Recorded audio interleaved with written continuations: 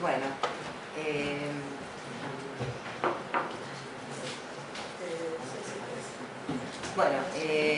como dijo Adriana, agradecerle a Claudia que salió un momentito la invitación para esta charla y bueno, es un honor para mí integrar esta mesa con Leonor y Adriana.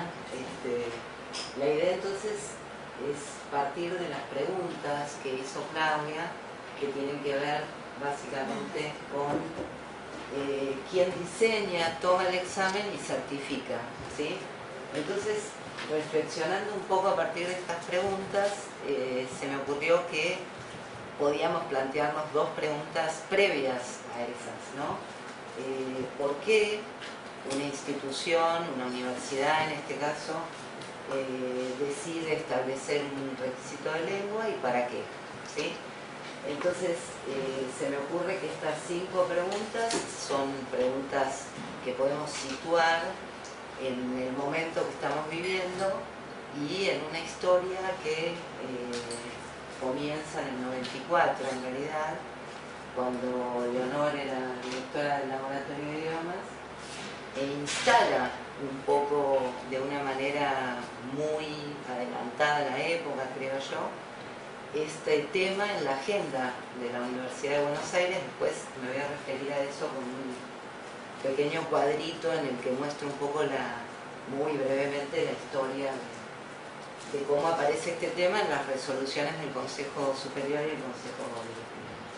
Pero entonces, preguntarnos por qué va a tener que ver con una situación del contexto. En el año 94 fue pensar lo que seguramente sucedería y que estamos viviendo hoy. Como mencionaba Claudia, tenemos más de miles de estudiantes, en su mayoría, casi diríamos un 98% brasileños estudiando en la universidad. Y bueno, ¿para qué? Es decir, ¿cuál sería el propósito de ese examen? Que según un teórico de la evaluación que se llama Fulker, esa pregunta, ¿para qué se diseña un examen?, es lo que debería guiar todas las partes del proceso de elaboración. Entonces, bueno, se me ocurrió preguntarme sobre cuáles serían esos propósitos institucionales que podría tener una universidad en este caso, ¿no? Que es lo que más propiamente me voy a centrar yo. Entonces, en general, como es obvio, esos propósitos pueden tener que ver con la inclusión o con la exclusión, ¿sí? Entonces, los 3 primeros que listamos tienen que ver con una necesidad de inclusión, es decir, el propósito de mi examen puede ser averiguar las necesidades de formación académica, tanto de los estudiantes extranjeros como los que no son extranjeros. En base a esa información que me provea la evaluación, planificar acciones para incluir a esos estudiantes y contribuir a cubrir esas necesidades y integrarlos a la comunidad académica. Y la última, obviamente, es, digamos, tiene un propósito de exclusión, de establecer filtros. ¿A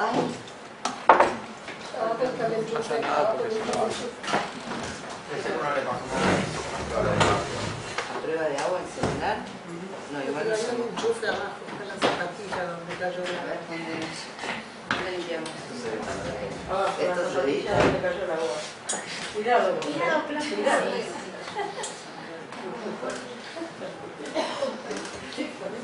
Eso le hace bien porque seguro que acá en el edificio todo lo que sea de instructor le van a dar barro.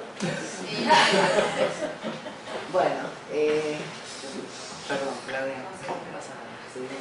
Bueno, si me quedo pegada, tirame la pastilla. Está bien.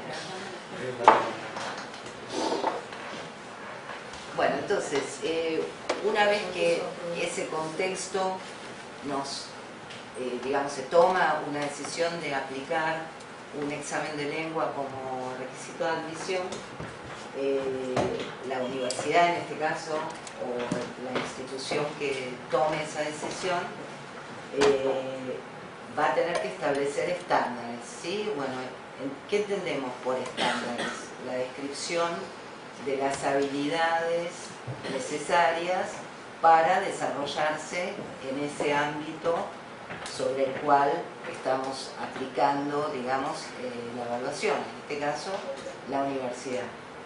Y bueno, a partir de la decisión de qué nivel se va a pedir, qué habilidades se van a testear,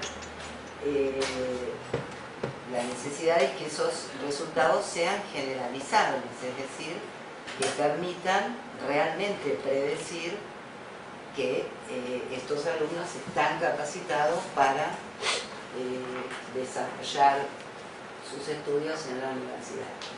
Podríamos hablar largamente de los estándares en el sentido de que deben ser justos, deben guiarse por principios éticos y idealmente, que este es un tema me parece controversial, esos estándares deberían haber sido establecidos en función de políticas lingüísticas.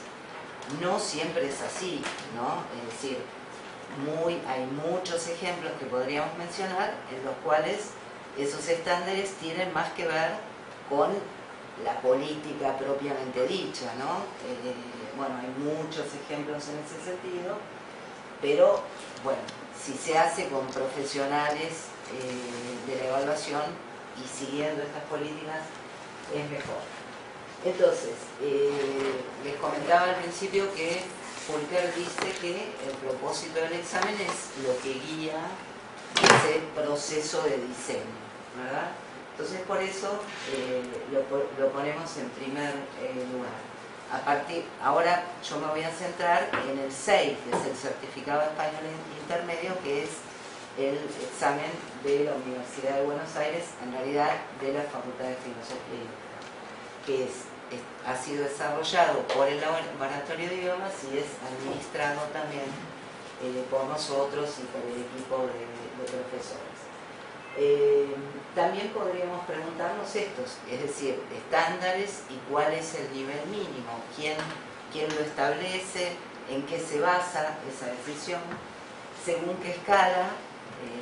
Ya vimos la omnipresencia del marco en este sentido, pero como les decía, la historia de los exámenes en la Facultad de Filosofía y Letras, al ser previa a la existencia del marco, tiene otro recorrido en cuanto a cuáles son para nosotros las escalas de referencia. Lo mismo para lo que entendemos como el nivel que ahora se llama B2 y nosotros desde hace 24 años llamamos intermedio, ¿sí? Bueno, obviamente qué habilidades debería testear relacionadas con el ámbito de uso, en este caso el ámbito académico, y como mencionó Adriana, no me voy a detener en esto porque es un tema más técnico, es decir, si ese examen es válido, que era una de las B que mencionó Adriana. Entonces, pasamos ahora al 6, ¿sí? ¿Cuál es el propósito de nuestro examen? Evaluar el grado de dominio necesario para el uso efectivo de la lengua en el ámbito universitario, es decir, lo definimos como un examen de dominio. El examen 6 existe desde los años 90 y su evolución histórica tuvo que ver también con la integración de la UBA en el consorcio CELU. Porque en el momento en que aparece el examen CELU, la primera toma es en el 2004, se reduce significativamente el número de candidatos que deciden aplicar al CELU. Se toma en ese momento, yo creo que fue también una decisión en la que participó Leonor, o sea, la decisión de que la UBA debía conservar su propio examen, porque además tenía también otros propósitos que sigue teniendo, por ejemplo, relacionados más con becas, reválida de estudiantes, pero se convirtió en un examen pequeño, ¿sí? Con unos 30 candidatos anuales, algo así. Eso, entonces, cambió radicalmente con la aparición del CELU.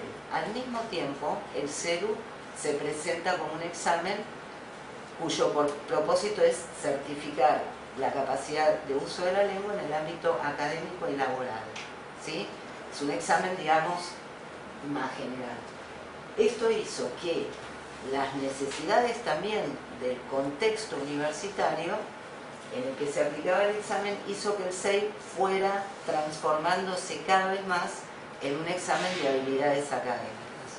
Entonces, básicamente hubo cambios en el formato, los cuales tampoco me voy a extender, y en el tipo de input y habilidades testeadas, que se asociaban más a los tipos de texto que pueden encontrarse estos candidatos en las carreras que cursan o van a cursar, y decía entonces en el input y en las habilidades más asociadas a las habilidades orales y escritas del ámbito académico.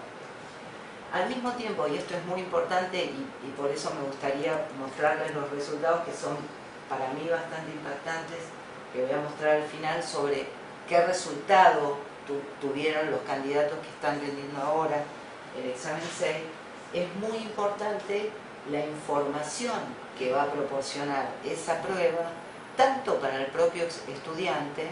Nosotros tenemos un propósito que también mencionó Adriana, que tiene que ver con, digamos, que el estudiante sepa qué le falta, qué tiene que estudiar, cómo lo puede hacer, dónde lo puede hacer, etc. Y sobre todo para la propia universidad, que puede tener un panorama más claro de cuáles son las necesidades de estos estudiantes y qué acciones debe llevar a cabo para integrarlos a la comunidad universitaria, ¿sí? Este también, o sea, como decíamos antes, los exámenes son un fenómeno con impacto social, entonces estos usos o esta información obviamente puede ser utilizada para la inclusión o para la exclusión también, ¿sí? Bueno, acá es un poco la historia que voy a mencionar, no tengo otra, que quedo medio como chupamedias, pero voy a mencionar a Leonor porque ha sido protagonista de todos estos hitos, ¿sí? No me queda otra, pero no me voy a extender, pero quería mostrarles desde cuándo la Facultad de Filosofía y Letras, el Laboratorio de Idiomas y Leonor en ese momento que era la directora, se instaló este tema en la Universidad de Buenos Aires. El único antecedente anterior al 94 es una resolución que aparece mencionada en la resolución del 94 del año 85, que está, digamos, es muy impresionante cómo se define también a este conjunto de estudiantes extranjeros o internacionales, porque en esta pequeña mención en una resolución del 85 se dice que los estudiantes extranjeros no se distingue entre no hispanohablantes, o es decir, no se hace una distinción, simplemente para ser admitidos tenían que tener una charla con el titular de cátedra, ¿sí? Entonces, esa charla además no tenía nada que ver con especialistas. Me parece que el valor de esta visión de instalar el tema nos ha permitió a nosotros construir también un ámbito de trabajo, ¿sí? Porque a partir del 94 el Laboratorio de Idiomas comienza a constituir su área de evaluación, su formación de especialistas, y al haber sido previo al marco, también permitió un desarrollo muy creativo de esta área, porque nosotros solo tratamos de poner aquí al costado las únicas referencias que existían en ese momento, las de ALTE, que bueno, es una institución también súper importante, pero no el marco que ahora se ha constituido en una referencia omnipresente. Y digamos, autor que estoy mencionando varias veces, y McNamara también, tienen muy fuertes críticas al marco, en el sentido de que quizás por cuestiones más de política económica, o sea, política no lingüística, o también quizás se ha convertido en omnipresente y no permite que las propias instituciones desarrollen de manera creativa, bueno, tengo que elaborar un examen, ¿Cuál es mi propósito? ¿Cuál es mi escala? ¿Sí? O sea, ¿por qué? ¿Qué significa adoptar sin más el B2 del marco? ¿Por qué? ¿Sí? El marco fue hecho para eso. Me acuerdo de una anécdota que contó McNamara en una conferencia que dio en uno de los coloquios CELU, que cuenta él su experiencia con el marco, ¿no? Entonces cuenta que estaba estudiando alemán y dice, yo estudio alemán para leer a Kafka y tengo un método muy antiguo de estudio, que es, me compro una edición bilingüe y traduzco. Dice, a mí el marco no me ha incorporado, o sea, no figuro en los can-do del marco.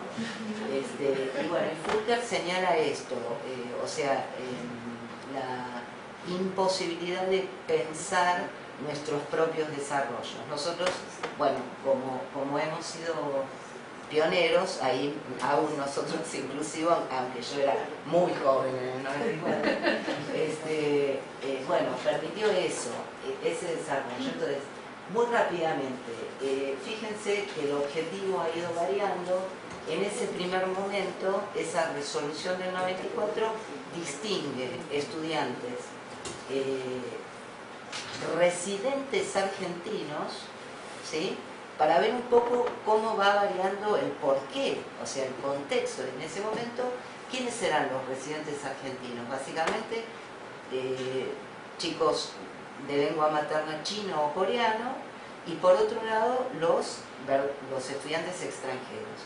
Entonces, esa primera resolución, pensamos que el objetivo es la nivelación, porque se propone realmente recoger información mediante una evaluación y ofrecerles alternativas de estudio. Entonces se traza, digamos, un camino. Bueno, los estudiantes de lengua materna china necesitan completar cursos por 300 horas, el resto por 150, etc. Y, digamos, una idea también muy innovadora, que ofrece colaboración a todas las facultades de la UBA y piensa un sistema de asistentes de idioma. ¿Sí? Bueno, supongo, Leo, que vos vas a hablar de todo esto, así que yo no me voy a extender. Sí, tal cual. Bueno, por eso, no los quiero aburrir. Fíjense, marco solamente grandes cambios. 94, primer esbozo del nivel intermedio.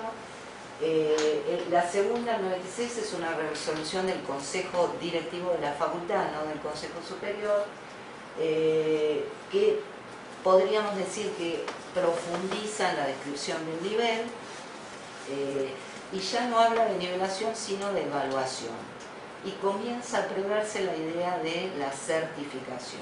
¿Sí? Exacto. En el 2001 es también un hito, digamos, que es cuando el Ministerio de Educación solicita a la Facultad de Filosofía y Letras colaboración en la construcción de los lineamientos de evaluación, que luego van a ser base también del CELU. Ya estamos en el 2005.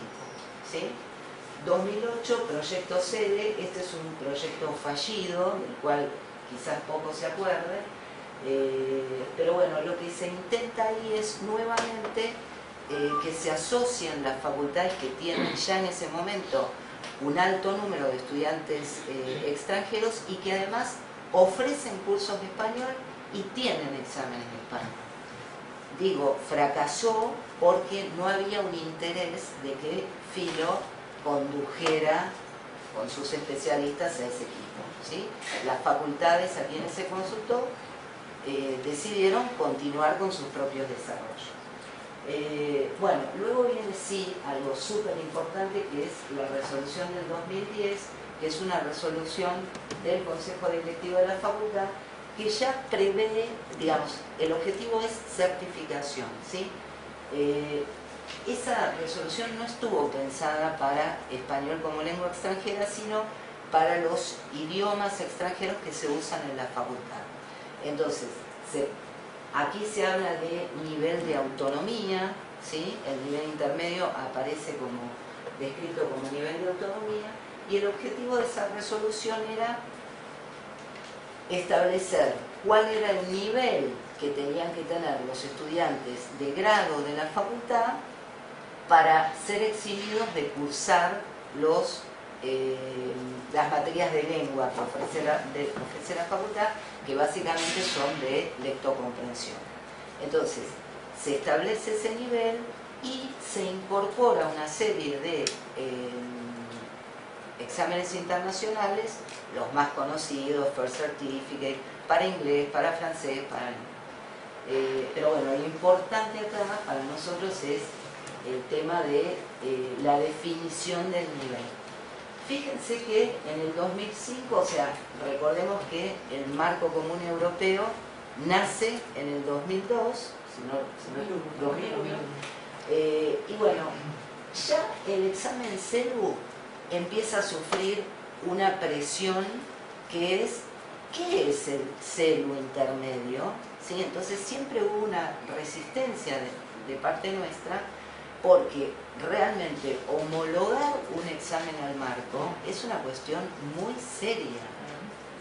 Pero bueno, por presión externa nosotros tuvimos que decir, bueno, el nivel intermedio CELU equivale a un nivel B2. Pero siempre tuvimos mucha precaución de decir eso, ¿sí? Bueno, finalmente dos momentos importantes que son los que mencionó Claudia, que son el 2011 y el 2018, que es ahí el examen de lengua se convierte en un criterio de admisión.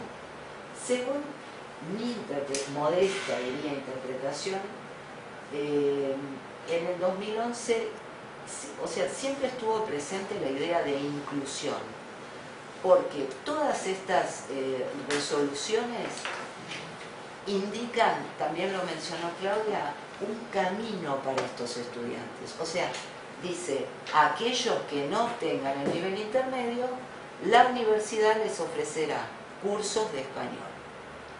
Nunca se profundizó en ese tema, o sea, no sabemos cómo se va a instrumentar, pero creemos que esa frase nos permite hablar de, bueno, tengo esta situación, decido aplicar un examen, pero el espíritu de este examen es mejorar la situación de estos estudiantes, atender a sus necesidades. Finalmente, en el 2008, de reciente aparición esta resolución, que en sus considerandos dice que es una resolución administrativa, ¿sí? Que se propone incorporar cambios administrativos que tienen que ver con otras cosas, el cupo en las carreras de grado, porque es el reglamento de los estudiantes extranjeros, y en el artículo 35, creo que es, incorpora o sea, menciona nuevamente en el requisito de admisión, pero lo que se cambia es que ya no se menciona, como la del 2011, en la que también participó yo, ¿no?, el CELU y el CELU. No, por eso, pero por eso señalo, en el 2011 se señala CELU y CEI, y esta dice cualquier certificado emitido por la Universidad de Buenos Aires. Pero, sí. ¿Qué es? ¿O quién hacía el ALTE? Que no tengo idea. Acá le voy a pedir a Adriana que me lo pronuncie, porque Association of Language Testers in Europe, la Asociación de Evaluadores de Lengua en Europa. Y que los consorcio de universidades. Es un consorcio de universidades europeas, por el español está Salamanca, por el inglés está Cambridge, la Alianza Francesa para el francés. ¿Pero sigue vigente? Sí. Lo que pasa es que a partir del 2001 los niveles de ALTE se alinearon con los del marco, porque el ALTE tenía 5 niveles y se alinearon con los del marco. Quedaron 6 en el marco, pero porque había uno por debajo, el A1 no estaba descrito por ALTE. Sistematizando ese sentido común de principiantes independientes competentes. Además que es una cosa muy, o sea, perdón, no, pero hay una marca muy fuerte de los exámenes europeos que preexistían al momento de querer, digamos, alcanzar las exigencias de ALTE, que son muy grandes en cuanto a la calidad de los exámenes y a todas digamos, las características que señalaste vos. Y en ese sentido, el examen, el DELE, tuvo siempre muchos problemas con ALTE por eso. Es decir, hay exámenes que están flojos de papeles, digamos, a los ojos de ALTE, ¿no? Y que no responden a el objetivo central que fue realmente revolucionario, el can do, el Claro. se puede, ¿no? El de describir los logros en función de lo que puede hacer el alumno y no lo que debería hacer enunciado lexical y gramaticalmente, ¿no? El uso de la lengua, Los errores. claro, no La carencia. no es un modelo deficitario, sino un Sí, modelo Y el otro tema es que ese fue un límite muy grande que tuvimos cuando empezamos a trabajar acá, porque estaba claro que nunca íbamos a poder presentarnos a ALTE porque era de Europa, porque es de examinadores europeos. Entonces, existe la categoría de asociado, Sí. que yo creo que la ciudad de Buenos Aires en un momento tuvo los exámenes CLE de la ciudad de Buenos Aires. En un momento, no sé si siguen estando como asociados, en el sitio web del ALTE se puede ver. Pero bueno, claro, limitados porque el CELU compite con el DELE, si bien. Entonces no sé si Salamanca hubiese autorizado que nuestro consorcio fuera asociado. Sí. Seguro que no, ¿no es cierto? sí, Salamanca. No sé por qué no está sola Salamanca. No, claro, es el Instituto Cervantes que está en la cosa. Claro. No siempre. ¿No? Hay más instituciones secretariales que También se puede.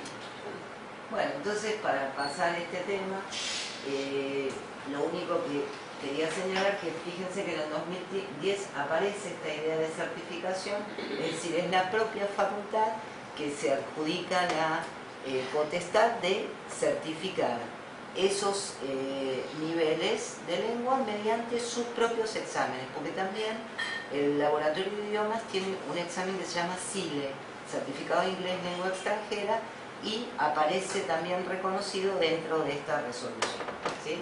Bueno, ¿qué significa para nosotros o cuáles son las correspondencias del nivel intermedio? Adelante repito un poco lo que ya dije, pero básicamente equivale al intermedio CELU, al nivel independiente B2 del marco común de referencia europeo y al de usuario independiente de, ahí aparece el ALTE, ¿sí? American Council, etc.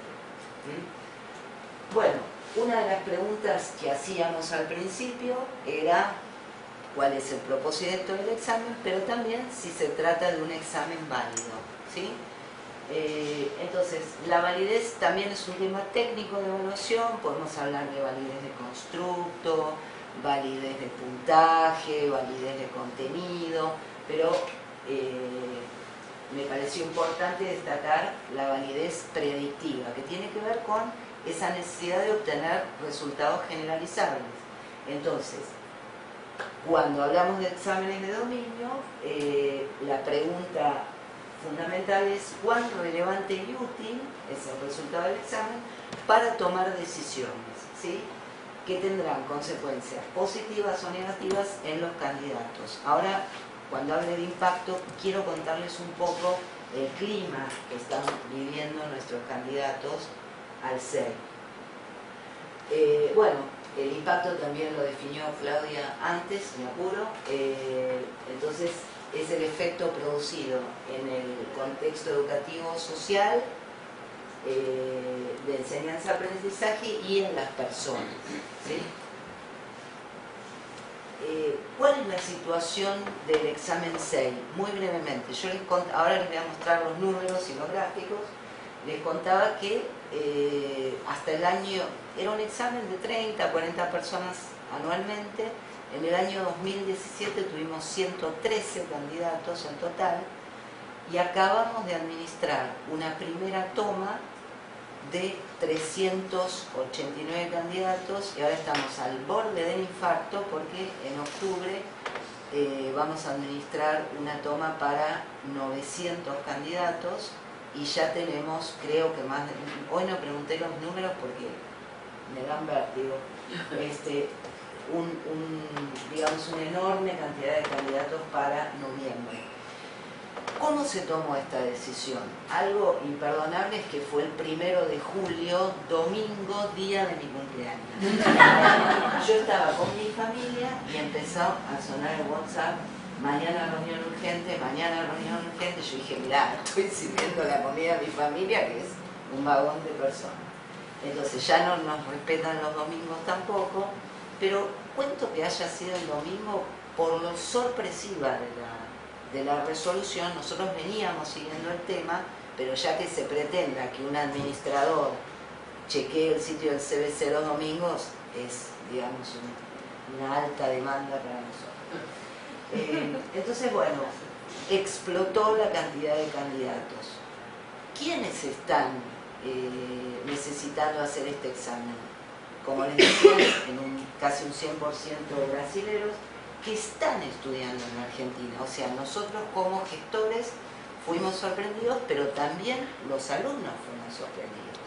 Entonces, esto tiene que ver con el último punto del impacto. ¿Qué consideramos impacto positivo? Enorme cantidad de alumnos en los cursos. Acá tengo colegas, profes del lago y coordinadores. Quiere decir que los estudiantes tuvieron como primera reacción: tengo que aprobar este examen, tengo que estudiar, que es el propósito fundamental que se ha conseguido siempre. Como impacto negativo, a la semana apareció un instituto privado que directamente hizo un copy-paste de la página del laboratorio con el logo de la UBA, con el logo del laboratorio de idiomas, ofrecía cursos de preparación. Si yo miro eso, pienso que eso está avalado por la universidad. Entonces, nosotros creamos 2 cursos de preparación. Uno de ellos lo está dictando Ana, que está acá presente, y tratamos de aprovechar todas estas instancias. Ofrecemos un curso de nivelación para contarles esto que contaba Claudia, o sea, la dificultad de encontrar información sobre los exámenes.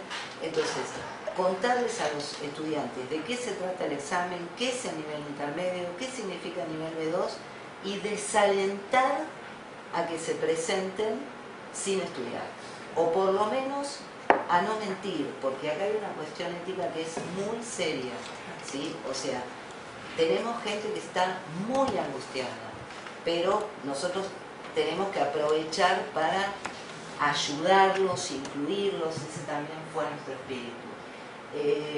Informar sobre el examen, o sea, también sacamos preguntas frecuentes, modelos de exámenes, bueno, de todo. Si ustedes quieren visitar nuestra página web lo van a ver. Bueno, como dije recién, ¿no? El negocio, después algo que evitamos todo el tiempo, y eso tiene que ver con el diseño de los cursos también, no estamos ofreciendo cursos para aprobar el examen, ofrecemos cursos para aprender español, ¿no? Solo Ana dicta un curso que es de 12 horas, que también tenemos un curso CELU, que tiene que ver con conocer el examen, no con, bueno, te doy estrategias raras para que lo pruebes. Y bueno, lo que estamos, impacto positivo, motivación de estudiantes y profesores. Nuestro equipo respondió, como siempre, muy bien, o sea, profesores como Ana, que prepararon materiales, coordinadores, que preparan nivelaciones, profesores, y todos muy contentos porque al fin se consiguió esto que comenzó a pensarse en el 94. Y el impacto negativo es esto, la angustia que vemos en los estudiantes y la angustia que tenemos nosotros por un concepto que también mencionó Adriana, que es que cuando uno diseña un examen tiene que pensar la viabilidad, es decir, tengo la infraestructura, tengo el equipo para hacerlo, y bueno, realmente en un punto nos superó. Ayer tuvimos que cerrar la inscripción para octubre, ya por suerte tenemos una nueva fecha en noviembre, entonces estamos trabajando a destajo para crear estas oportunidades, pero ahora quería mostrarles los resultados. Bueno, muy rápidamente esto que también tiene que ver con esta historia del C digital empezó en el 2011 porque esa resolución también mencionaba que la universidad iba a certificar el certificado digital de la Universidad de Buenos Aires. Es un desarrollo que comenzó cuando Claudia, bueno, parece una reunión de amigos, cuando Claudia era directora, bueno, trabajamos mucho para eso y los resultados comenzaron a verse con una de las facultades que trabaja con nosotros que se tomó muy en serio la resolución del 2011, que fue FADU. Nosotros damos cursos de español en la Facultad de Arquitectura, entonces a partir del 2011 el examen 6 se aplica en forma gratuita para los estudiantes de Filo y para los estudiantes de FADU.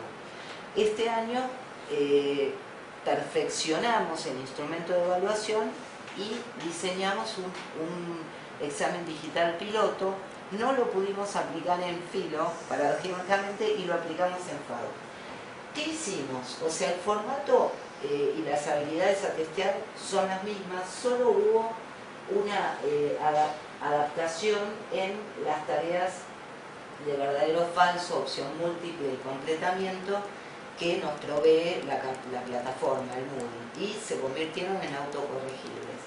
Lo único que hicimos, por ejemplo, al verdadero o falso, que en el examen escrito presencial tiene justificación, le quitamos la justificación y bueno, siguen teniendo tareas corregidas por evaluadores, pero adaptadas a estas dos actividades que da Moodle, que son la respuesta corta y el ensayo.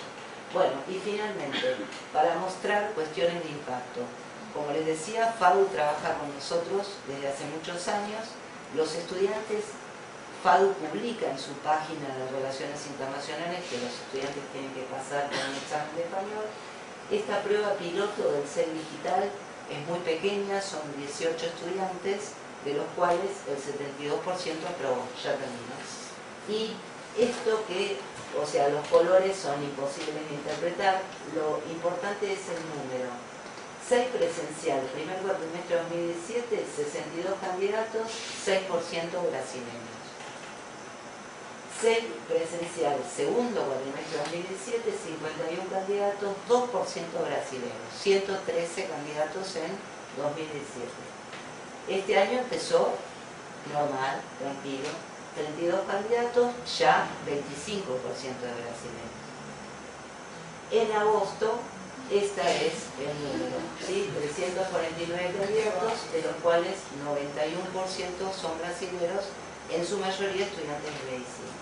Y esto es, digamos, me parece muy ilustrativo. Fíjense, el 66% no aprobó el examen y solo recibieron certificado casi el 30%. Sería, digamos, es muy prematuro sacar conclusiones, pero básicamente creo que tiene que ver con esto, con la sorpresa de la aplicación de este requisito y con gente que entró a la universidad sin que nadie les hubiera dicho que tenían que hablar la lengua en la que estaban estudiando. Bueno, perdón por haberme extendido.